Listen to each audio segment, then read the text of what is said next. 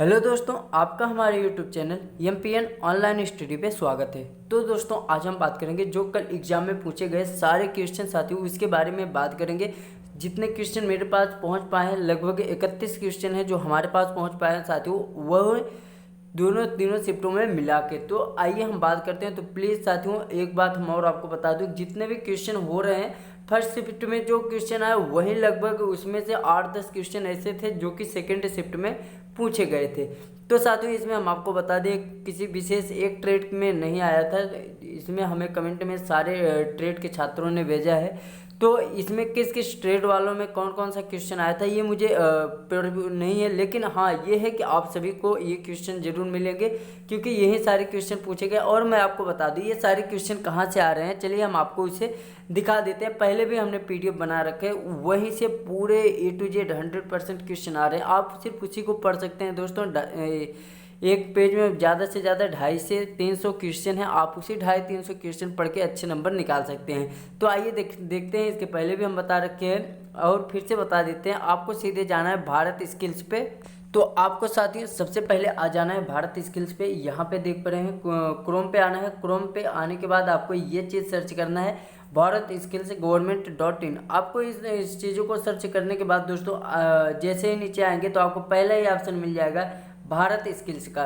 तो आपको इस पर क्लिक करना है साथियों। किसी भी ट्रेड से हैं, एक निश्चित ट्रेड के नहीं, या इसमें आपको सभी ट्रेड के मॉडल पेपर मिल जाएंगे और सारे क्वेश्चन यहीं से पूछे गए हैं भारत स्किल्स और निमी से।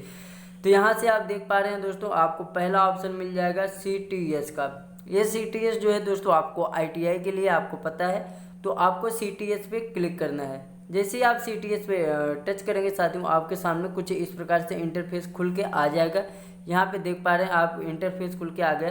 तो यहाँ पे आपके सभी सब्जेक्ट के मॉडल पेपर मिल जाएंगे, जैसे यहाँ electrician, fitter, electronic mechanic, computer operator, programmer, mechanic, motor vehicle, builder, wireman. जैसे आपको किसी भी सब्जेक्ट का चाहिए मॉडल पेपर तो आपको उस पर क्लिक करना है। जैसे हमें वायरमैन का चाहिए तो हम वायरमैन पे जो है टच कर देते हैं साथियों। यहाँ पे वायरमैन पे आने के बाद, यहाँ पे टच करने के बाद आप यहाँ पे देख पा रहे हैं आपके सभी सब्जेक्ट के मॉडल पेपर मिल जाएंगे। यहाँ प्रैक्टिकल, ट्रेड, थ्योरी यहाँ पे देख पा रहे होंगे।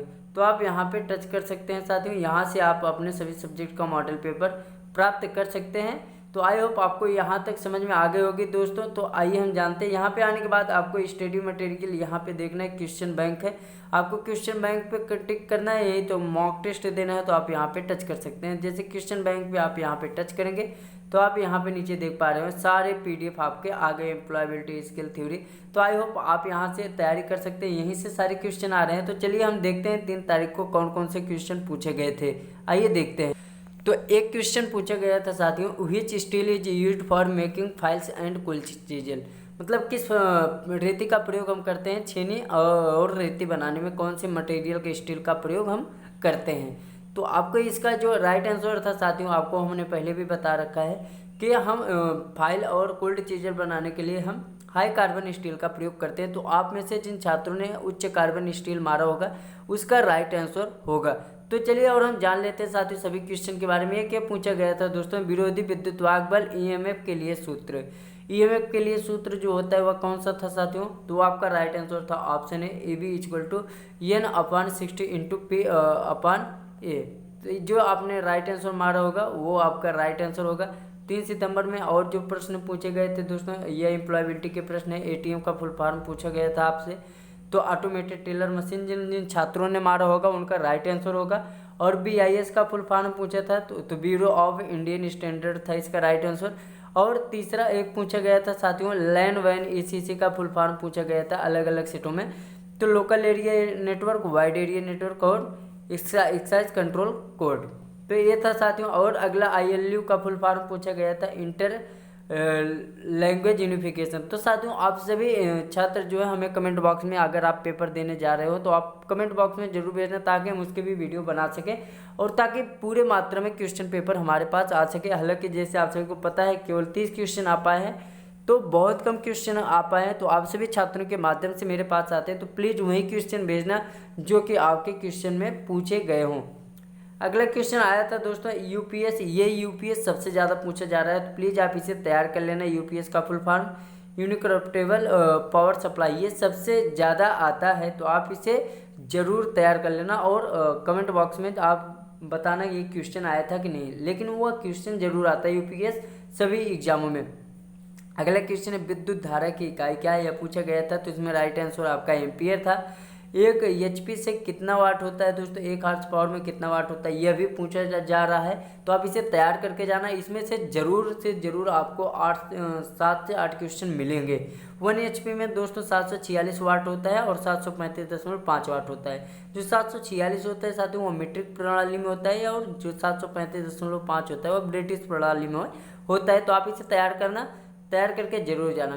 तो अभी हमने इस क्वेश्चन के बारे में बात कर लिया, तो ठंडी चीज फाइल किससे बनाते हैं। अगला क्वेश्चन पूछा जा रहा है साथियों मैथ में आपका 625 का वर्गमूल कितना होगा, तो 25 होता है। एसएमपीएस का कार्य क्या होता है, इसके बारे में पूछा है। तो इसका जो राइट आंसर था साथियों आपका एसी करंट को डीसी बनाना और 24 वोल्ट की सप्लाई देना। अगला जो पूछा गया था दोस्तों संधारित्र की धारिता की इकाई क्या है पूछा था, तो राइट आंसर आपका उसमें जो था वह था फैराड। अगला क्वेश्चन आया था साथियों फिश बोन चार्ट का प्रयोग क्यों किया जाता है और कहाँ पर किया जाता है। तो फिश बोन चार्ट का प्रयोग हम उत्पादित वस्तुओं की गुणवत्ता को बढ़ाने में करते हैं। तो राइट आंसर ये जो था ये सी था। इसमें बहुत सारे ऐसे छात्र थे जिन्होंने गलत मार रखा है। तो अगले चलते हैं। अगला क्वेश्चन था साथियों CRO का फुल फॉर्म क्या है। तो CRO का जो फुल फॉर्म होता है साथियों कंट्रैक्ट रिसर्च ऑर्गेनाइजेशन होता है, और यह पूछा जा रहा है सभी क्वेश्चनों में। तो अगला क्वेश्चन पूछा गया था साथियों अकाउंटिंग में कौन सा सॉफ्टवेयर प्रयोग किया जाता है। ये तो दोनों शिफ्ट में आया था, तो राइट आंसर आपका हो जाएगा टैली। चलते हैं अगले क्वेश्चन पे बात करते हैं। अगला क्वेश्चन जो आया था CATA का फुल फॉर्म पूछा था। तो CAT का जो फुल फॉर्म होता है साथियों कैपिटल एरिया ट्रांसपोर्टेशन अथॉरिटी होता है। जिन छात्रों ने ये मार्क किया होगा वह राइट आंसर था। अगला क्वेश्चन पूछा गया था 5S। साथियों 5S के बारे में हमने पहले भी डिटेल में वीडियो बना रखी है और पहले से आपको बता भी रखा है। तो 5S की जो उत्पत्ति हुई थी वो जापान से हुई, तो आप सभी जान लीजिए। और ये बहुत इंपॉर्टेंट क्वेश्चन है, कल यह क्वेश्चन दोनों शिफ्टों में पूछा गया था। अगला क्वेश्चन है साथियों आप लोगों का माइक्रोमीटर CPU का फुल फॉर्म पूछा गया था। सेंट्रल प्रोसेसिंग यूनिट या आपके जो एम्प्लॉयबिलिटी स्किल से क्वेश्चन था। एम्प्लॉयबिलिटी से सारे क्वेश्चन बहुत ही ईजी बनाए गए थे साथियों।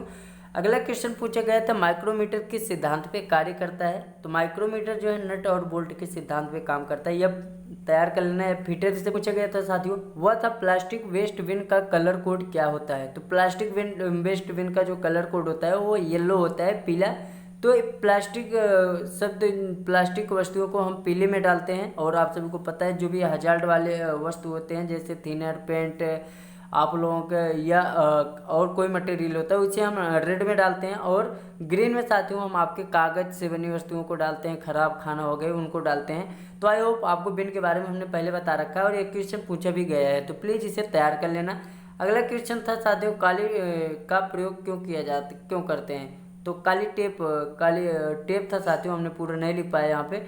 तो काली टेप का प्रयोग क्यों करते हैं, क्योंकि तार के बीच में जो है वह नमी बनी रखने के लिए हम काली टेप का प्रयोग करते हैं।